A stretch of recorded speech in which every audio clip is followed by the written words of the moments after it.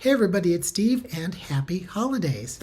Yes, it's the holiday season. It's here because Halloween has arrived, which for me is sort of the unofficial welcome into the holiday season. And then there's so many wonderful holidays to celebrate. You may have your own unique or family traditions and holidays that you celebrate, but I'm a big fan of just that Thanksgiving, Christmas, New Year's Eve, Super Bowl Sunday kind of stretch there. And there's a lot more, of course, but sometimes, as you know, the holiday season isn't so happy. Sometimes you've gone through a rough stretch and it's difficult to have a happy Thanksgiving or a Merry Christmas because maybe you're missing somebody. Maybe you are up against a real rough situation and it makes it difficult. And this conversation here on this video and in the next few videos through the month of November, I would like to share with you some encouraging words to try to help you through this time and lift your spirits and give you some perspective and also give you some calls to action. So here we go. I've discovered that there are 3 words and maybe 4, but certainly 3 words that are really helpful to me in a difficult season. And those words are faith, hope, and joy. Yes, faith, hope, and joy. You might not have been expecting that last word, but in these next several videos, I'll share with you something about each of those words. And today I would like to talk with you about faith, which is confidence and trust in someone or something outside of yourself and maybe bigger than yourself. And I'm so excited because over the last several Monday mornings, this past stretch, I've been sharing a cohort with 4 amazing women. It's myself and these 4 really wonderful women of faith. They're part of the urban Christian leadership community. They have families and friendships and dreams and visions and challenges, and I'm inspired by them. And it's an honor to know them and to try to do what I can to strengthen and support them. And so that's what I do, and it's fun. We've been reading through the book of Ruth, which I've decided is my favorite book in the whole Bible. So I'd like to just sketch out for you a little bit of that story and apply that to faith and to your life in this particular time. In the days when the judges ruled, it said, and when things were like chaotic and everyone did what was right in their own eyes, there was a woman named Naomi. She had a husband and she had 2 sons, and there was a famine in their land. She lived in Bethlehem, actually, and this is 1100 BC, maybe. So long time ago. And but what's universal is hard times and how we struggle to scratch and claw our way through them. And she and her husband moved to another country. They became immigrants there. While they were there, her husband died.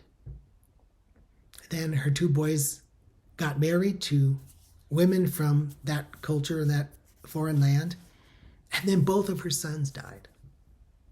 This is a sad story, and this is like the first 5 verses. Well, Naomi decides to return to her homeland after things had gotten better in the economy. And her daughter-in-law, Ruth, comes with her. And yet, she is so heartbroken that when she arrives in her hometown and everyone's excited to see her, she essentially says, "Don't be so excited to see me. God has been very harsh with me. He's dealt very bitterly with me. He sent me away full, and he's brought me back empty."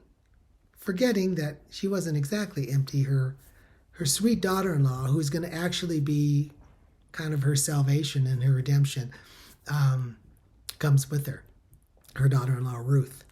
So that's as much as I'll tell you of that story, except to say this story gives you and me permission to be honest about how things are really going and how we're really feeling. To say life has been hard, people have been harsh, God has been harsh. Because sometimes that's how it feels, or maybe that's how it actually is, because he allowed things to happen that he could have stopped and didn't. And I can't pretend to have answers to how and why he operates the way he does. But this is when we cling to our faith in him, in the hard times. Not in the easy times when we're feeling it and we're singing the songs in church and everything's cool. It's when we don't feel it and we still declare his faithfulness and remember that his loving kindnesses never cease and his promises never fail, and his faithfulness is great.